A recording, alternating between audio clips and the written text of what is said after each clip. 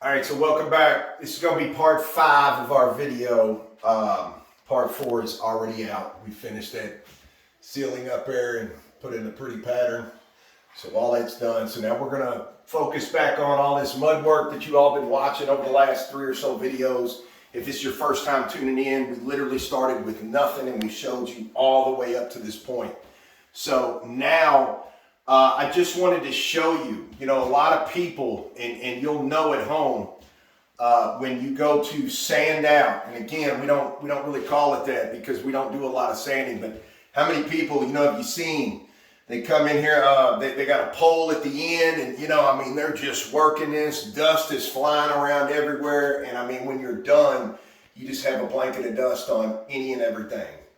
It's because it took a lot of sanding to get all that back off. But if you put it on here exactly like I showed you in the videos, there is not much at all.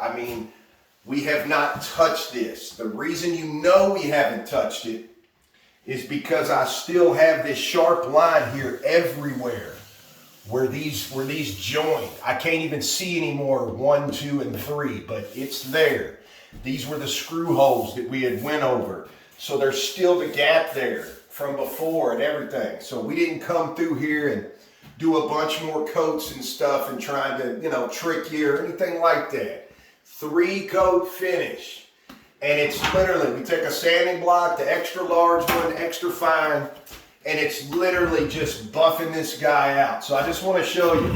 At the end of this, we'll have just a little bitty pile of dust down here at the bottom from where it fell. But it's not really going to be like airborne and getting everywhere. Okay? So all you want to do, all we're trying to do, you want to stay off the face of the drywall that has nothing. You want to try to stay off there. So when you do the edges, don't really come out like this. Because every time you swipe over this, you're starting to tear the face of this brand new drywall up. So you want to kind of stay within the mud work. But I just want to show you, it don't take much at all just to get these edges like they're supposed to.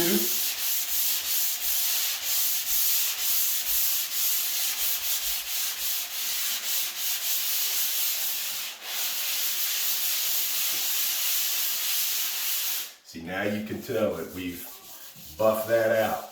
But right here, this right here, this is done. Okay?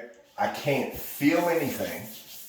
I can't feel a lip. Everything is smooth, therefore I know everything's gonna hide. Let me come over here. I want to show you one of these corners. With the corner, we want to keep that razor sharp edge that we already have. So I'm going to point this, we get the guy that's pointed inward. We're going to point that in towards our center here. And I'm going to cock that out just a little bit just to get that little inner channel. I want that razor sharp. And I'm just going to pull that down, nothing big. Then we're going to come back and focus out here on this part of it.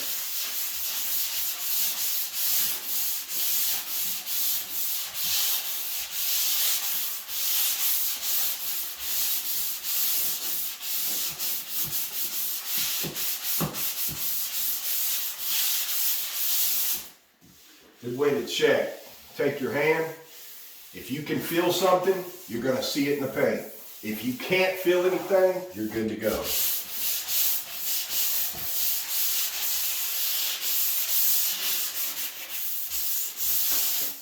Now that that corner is razor sharp all the way down, come over on this side.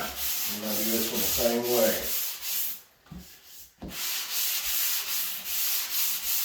Some spots may take a little bit more.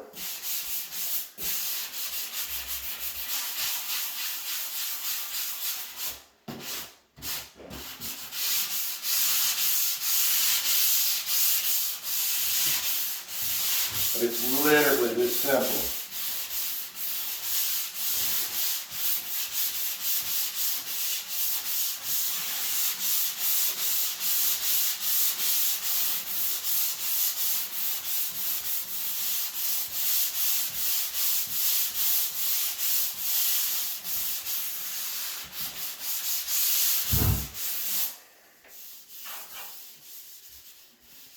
Now always before you paint, make sure we're going to clean these walls off, okay?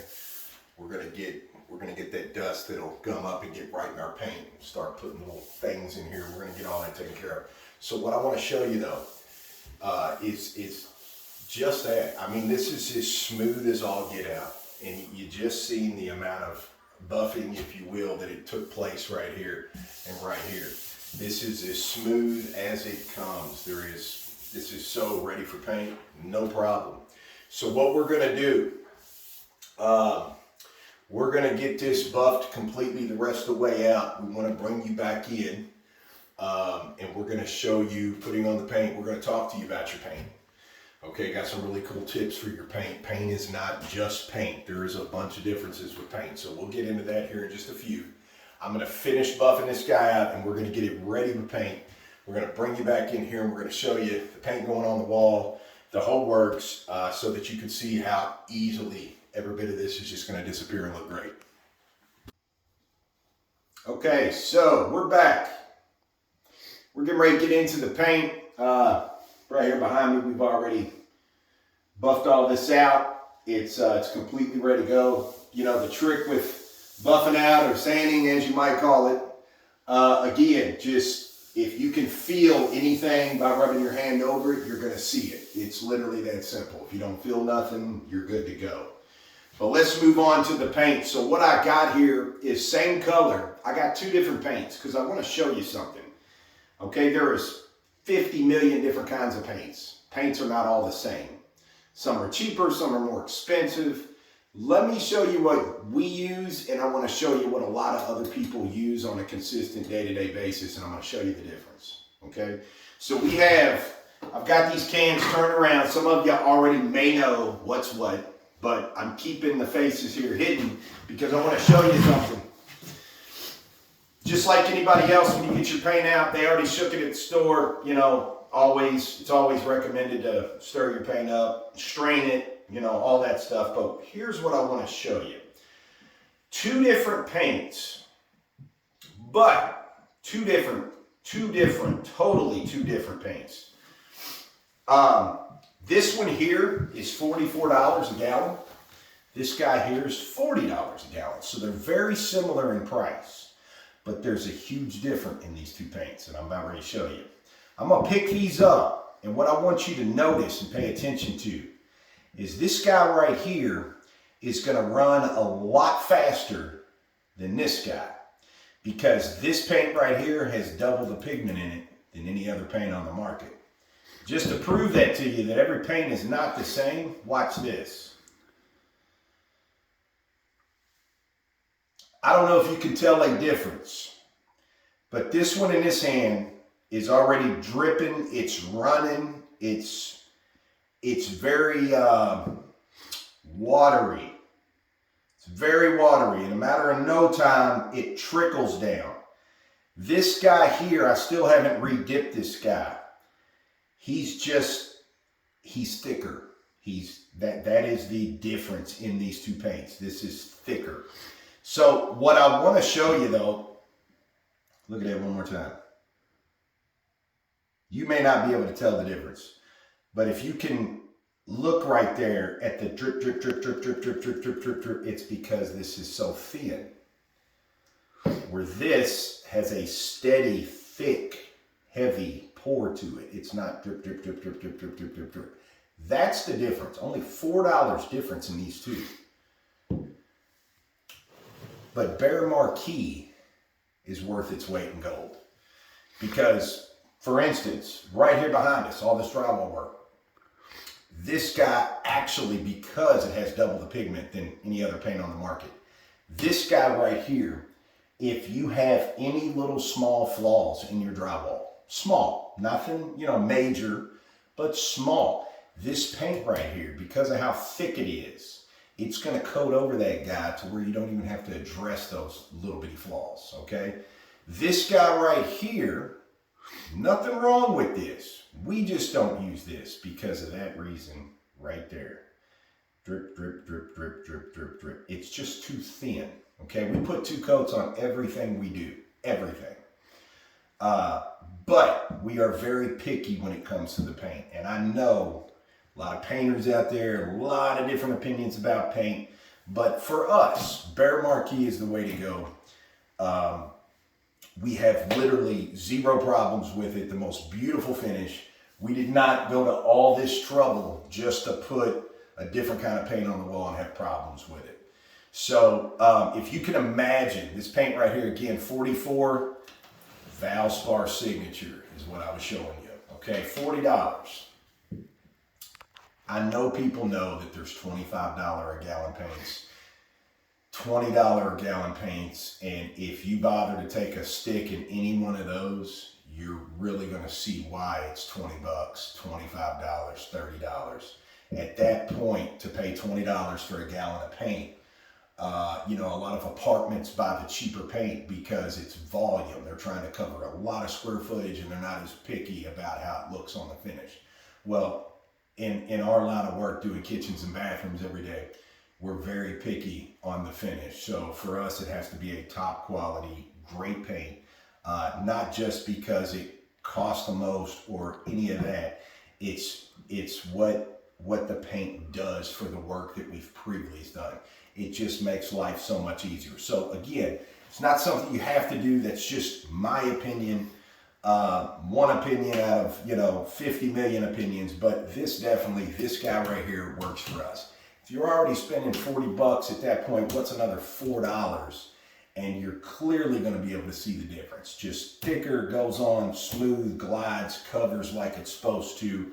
A lot of the cheaper paints and stuff are more watered down and they don't stretch near as far. If you have any flaws in the drywall finish at all, even though they may be small or minute, they're more likely not to cover them up. And after you get paint on the wall, you're going to have to go back and address all them guys. Then when you come back and try to touch up where you address, guess what? Now you got flashing. Now when you look down the side of the wall and daylight's coming in, you can see where there was mud there. It flashes. It's not a smooth sheen consistent all the way down. So that's the difference in the paints. I just wanted to show you that. So we're going to get ready here. We're going to go ahead and get paint on our walls. We are not going to do a primer because we already have to buy a gallon of paint anyway. And this is a small bathroom. Using this gallon, I can literally paint this bathroom 2 times and still have paint left over. So at that point, I'm not going to go out and buy a separate drywall primer. We are going to use the paint as our first coat. It's going to coat really well, super thick, and then we're going to put a second coat of that paint over our project.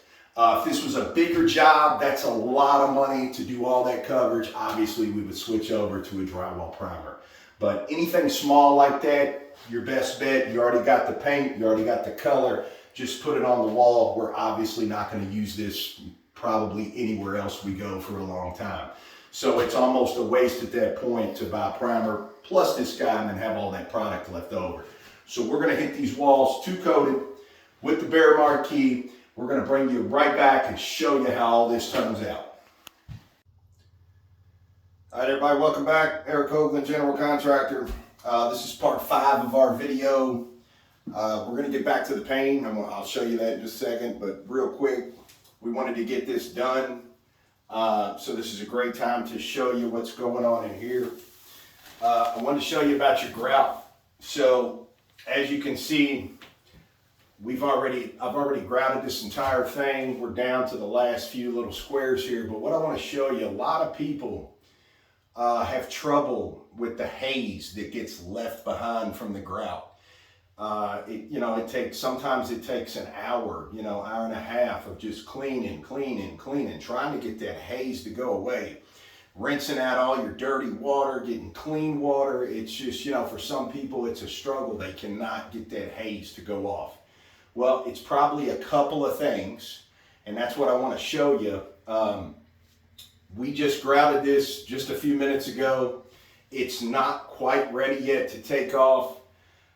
So first and foremost, why have it like this before we get into wiping it off so you don't get the haze back? Let me show you. A lot of people's, when they go to grout, they're just putting it in the joint, whichever way.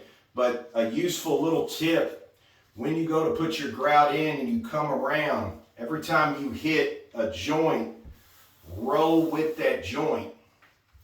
come back out, roll with that joint instead of skipping and going straight across. This joint here is going to get messed up because that little guy is going to fall right down in that channel and pull that grout out. So every time you go over a joint, you want to curve, just like that, and it keeps all that razor sharp like it's supposed to be. So what we're going to do, if you can see right here, this is still dark. This has already started to lighten up for us, so we're almost there. We'll bring you back in just a second to show you. We're going to clean this off. Two different ways. We're going to show you what we're using to clean, and it'll just eliminate all that haze. You will not have the first problem. We clean it first to get all this excess to go away, and then we come back and clean it one more time. It's very fast, it's very quick, and it just makes a beautiful finish, and you don't have to fight this haze. So we'll be right back to show you that. All right, so look, this is pretty good and dry. We've still got some areas that are dark and stuff, but it's, for the most part, a lot of this has went away. It was a lot more when I first started. So the whole point of waiting, once you apply the grout, put it in there, we usually wait. For instance, this entire back wall, we did half of this wall, and then we were able to clean all that off, and then now, of course, we did the other half. But what I want to show you, a lot of people, where they might have trouble, accumulating all that haze. As you can see, I don't have the cleanest of water, okay? This is DeLorean gray grout. That's the color. It's a very dark gray, as you can see. So, keeping the water clean is like, as soon as you first dip in there, it's already dirty. So I'm not tricking you or nothing, keeping some clean water by and trying to show you anything crazy like that. I mean, my water is legitly dirty from the grout, but that's not the problem that has the haze on there. Two things you're going to need that I'm not sure if you're doing. So we're going to help you with that. First off, everybody knows you're going to need a sponge. Okay? The whole purpose for that sponge is to get all this on the tile away and just leave the joint nice, clean, and tight. So we're going to do that. We're going to go ahead and take this away.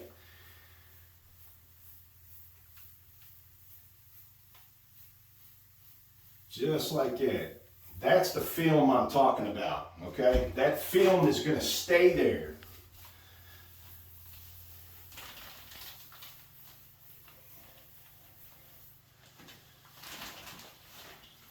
Make sure for sure you want to prep this tub. I've seen so many people grout, and it's just a mess on this tub trying to get it all back off. So, definitely prep is the key. But this guy right here, the sponge's job is to not take it out of the joint.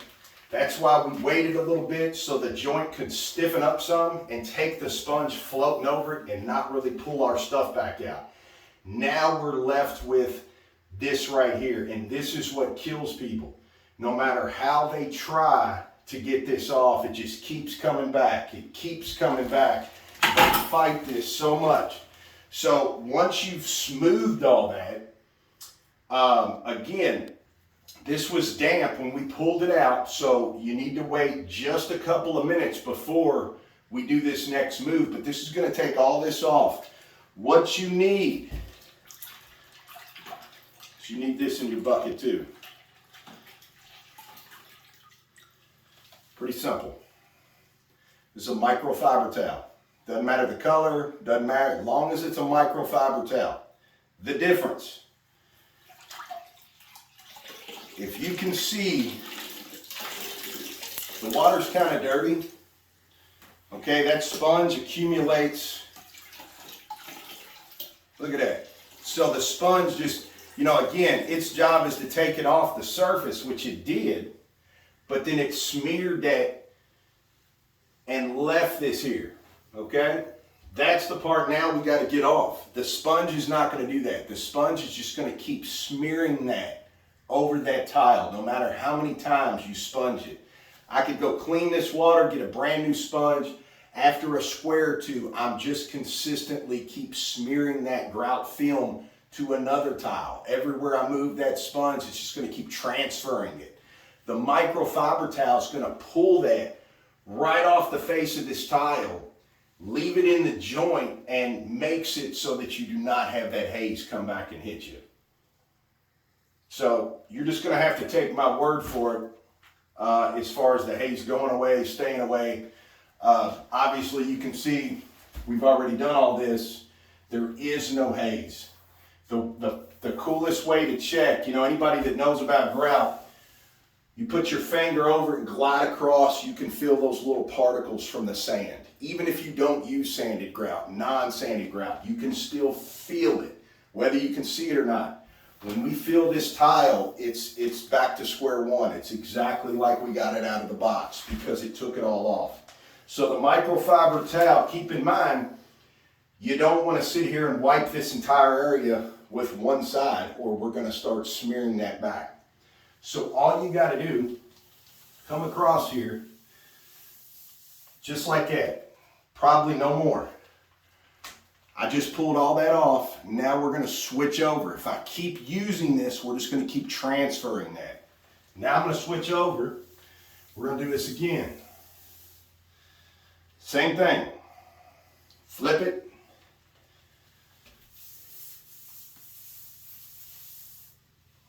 Same thing. Flip it one more time.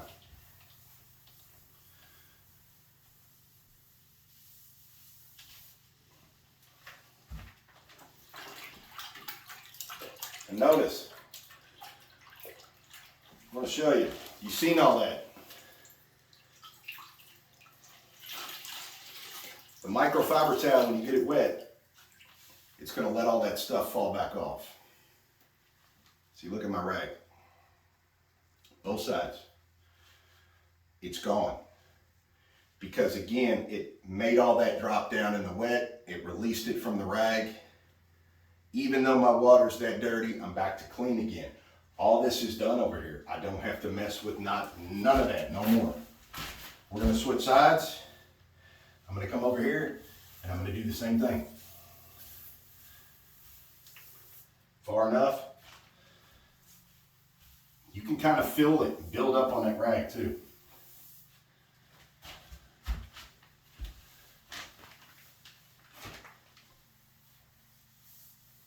And that's it. There will not be a haze come back here.